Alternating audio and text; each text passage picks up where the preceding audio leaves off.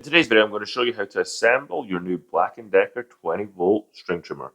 First thing you want to do is install the handle. And I really like this because it's super simple to install. This is where the handle is going to go. This is your handle. It takes no fasteners to install it. It's actually on a ratchet mechanism, so you can position this at different angles. You're going to have to slide it over here. And the easiest way I found to do this is press these two in and coming from this side here. So hold the black bit in and this on this side here. And then slide this over and it will snap in place. And if you want to turn this so it's in a different position, push this side in and it'll turn like that. So when you're going to store this, you can push this in and lie it down like that. And it locks in place so you can use your string trimmer.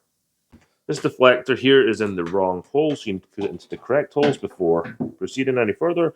So lift it up and slot it into this hole here and do the same on the other side. Lift it up, pull it forward. Now it's installed. Next thing we're going to add is the deflector, and we're going to put this on here.